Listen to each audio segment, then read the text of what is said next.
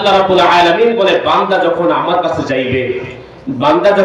কাছে যাইবে আমি আল্লাহ রাব্বুল আলামিন এর চেয়ে বড় বড় জান্নাত তাকে দান করব। সুবহানাল্লাহ। কি করব? এর চেয়ে বড় বড় জান্নাত আমি আল্লাহ রাব্বুল আলামিন তাকে দান করব। কিসের জন্য দান করবে বলেন তো? আল্লাহ রাব্বুল আলামিন এই যে এত বড় জান্নাত রাখছেন, কাদের জন্য? সবার জন্য। মন চাইলে জান্নাত চলে যাবেন নাকি? এর জন্য কি করতে হবে? আপনার আমার কিছু সময় ব্যয় করতে হবে, আপনার আমার কিছু সময় আল্লাহর জন্য কাটাইতে হবে। তা বলছিলাম জান্নাত আল্লাহ রাব্বুল আলামিন মুমিন বান্দাকে দান করবে। আল্লাহ রাব্বুল আলামিন দুনিয়া থেকে শত শত গুণ বড় জান্নাত প্রস্তুত করে রাখছেন। সুবহানাল্লাহ। এই জান্নাত আল্লাহ রাব্বুল আলামিন কাকে দিবে বলেন তো? আল্লাহ রাব্বুল আলামিন বলেন, ইন্নাল্লাযীনা আমানু وعملوا الصالحات كانت لهم جنة الفردوس نزلا।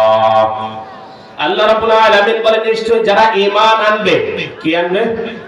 যারা ঈমান আনবে, প্রকৃত যারা মুমিন হবে, যারা আল্লাহর কোরআনের উপর ঈমান আনবে, নবী করিম সাল্লাল্লাহু আলাইহি ওয়াসাল্লামের সুন্নাতের উপর ঈমান আনবে, যারা আল্লাহর প্রতি ঈমান আনবে, যারা পরকালের উপর ঈমান আনবে, যারা কিতাব সমূহের উপর ঈমান আনবে, ওয়া আমিলুস সালিহাত, যারা নেক আমল করবে,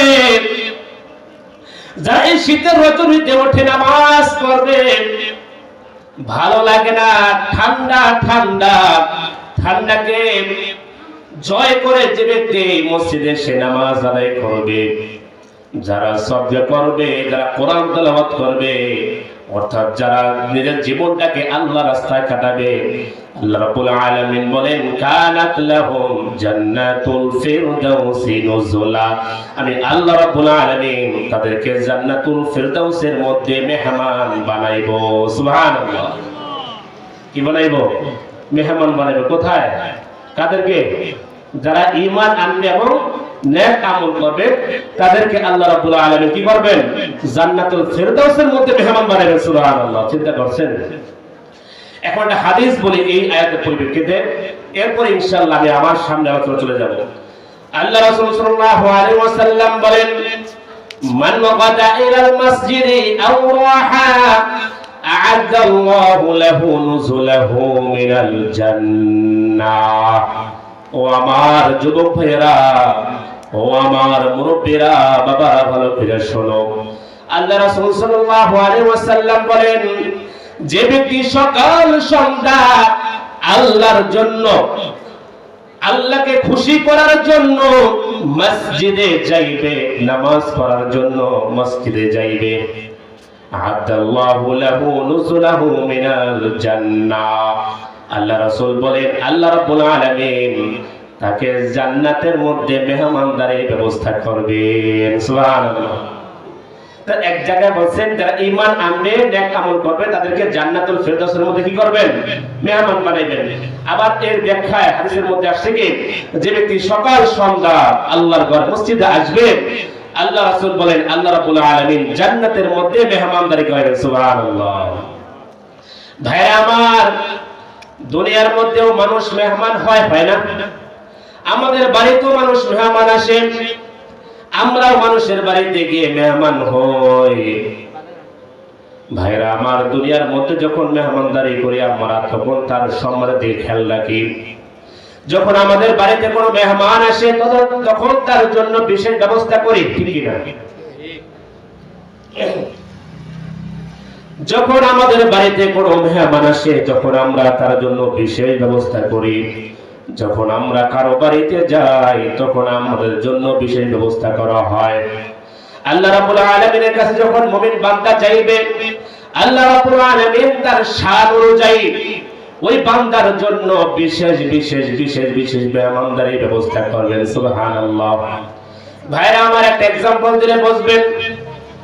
আমরা যখন দুনিয়ার বুকে কারো বাড়িতে মেহমান হই, তখন সর্বপ্রথম যে কাজটা করে সেটা হলো মেজবান আমাদের জন্য একটা জায়গার ব্যবস্থা করে, সুন্দর জায়গার একটা ঘরের ব্যবস্থা করে, সেই ঘরটাকে পরিপাটি করে রাখে, সেই ঘরের সোফাগুলো একটু সাজায় গোছায় রাখে, বিছনা চাদরকে একটু সাজায় গোছায় রাখে, যদি ময়লা থাকে সেটাকে ভালো করে ধুয়ে মুছে সেটা মেহমানের জন্য বিছায় রাখে।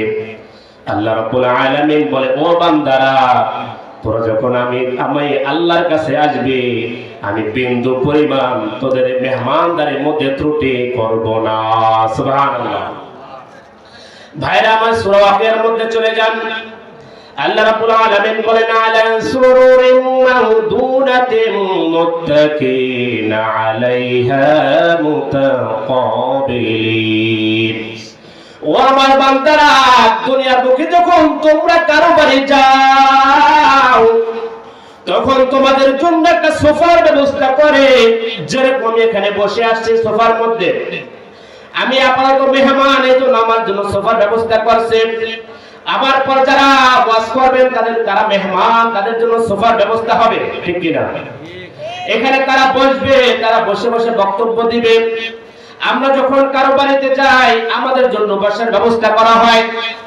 ভাইরা আমার, আল্লাহ রাব্বুল আলামিন বলে, ও বান্দারা, তোরা তো সাধারণ একটা বিছানা বিছায় দাস, তোরা তো সাধারণ কাঠের একটা সোফা বানায় দাস। আমি আল্লাহর কাছে যখন আসবে, আমি আল্লাহর কাছে যখন মেহমান হবে, আমি আল্লাহ রাব্বুল আলামিন তোদেরকে সাধারণ কোনো খাটে না, কোনো সাধারণ খাটে না, স্বর্ণ খচিত সিংহাসনে তোদেরকে আমি আল্লাহ রাব্বুল আলামিন বসাইব। সুবহানাল্লাহ। চিন্তা করছেন? ও ভাইরা আমার, দয়া করে ভাই মাহফিলে প্যান্ডেলে চলে আসি, মাহফিলে প্যান্ডেলে দয়া করে চলে আসি। এদিক সেদিক যারা এখনো আছেন, দয়া করে মাহফিলে প্যান্ডেলে চলে আসেন। ভাইরা আমার, আল্লাহ রাব্বুল আলামিন বলেন, আলা সুরুরিন মাউদুনা। মাউদুনা অর্থ হলো স্বর্ণ খচিত, স্বর্ণ খচিত, স্বর্ণ মণিমুক্তা খচিত। সুরুর অর্থ সিংহাসন, সুরুর মানে কি? সিংহাসন। অর্থাৎ জান্নাতবাসীরা যখন জান্নাতে যাবে, দুনিয়ার মতো আল্লাহ রাব্বুল আলামিন প্রথমে আমাদেরকে বসতে দিবেন, যে আমার বাড়িতে আসছো, একটু বসো, কি করো? বসো।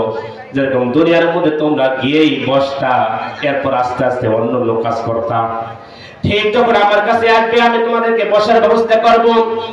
সাধারণ কোনো বসা নয়, সাধারণ কোনো সিংহাসন নয়, সাধারণ কোনো আসন নয়। আলা সুরুরিন মাউদুনা, স্বর্ণখচিত খাটের মধ্যে, স্বর্ণখচিত পালকের মধ্যে, স্বর্ণখচিত সিংহাসনের মধ্যে আমি আল্লাহ রাব্বুল আলামিন তোমাদেরকে বসার ব্যবস্থা করব। সুবহানাল্লাহ। মুত্তাকিনা আলাইহা মুতাকাবিলিন। ভাইরা আমার, দুনিয়ার মধ্যে যখন আমরা মেহমান হই, তখন আমরা পরস্পরের মুখোমুখি হয়ে বসি, ঠিক না? এখানে একটা সোফা দেয়, এখানে আরেকটা সোফা দেয়, সামনে আরেকটা দেয়, এই পাশে আরেকটা দেয়, এইভাবে আমরা গোল হয়ে বসি। আমাদের বাংলাদেশে যখন সংসদ অধিবেশন হয়, তখন সংসদটা কিন্তু গোল হয়ে থাকে।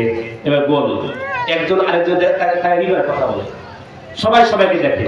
তবে একটা জিনিস, সেটা হলো যারা পিছনের উপরে নিচের মানুষ, তাদেরকে দেখতে পারে না। ভাইরা আমার, ঘর ছোট, সোফা সেট মাত্র 3টা আছে, 4টা আছে, মানুষ আসছে 10 জন। কয়জন? 10 জন। এখন এই 3টা সোফার মধ্যে কিন্তু 10 জন মানুষ বসতে পারে না। সর্বোচ্চ 5 থেকে 6 জন বসবে, বাকিরা কিন্তু পিছনে বসবে, ঠিক কিনা? অর্থাৎ সবাই পরস্পরের মুখোমুখি হয়ে বসতে পারে না।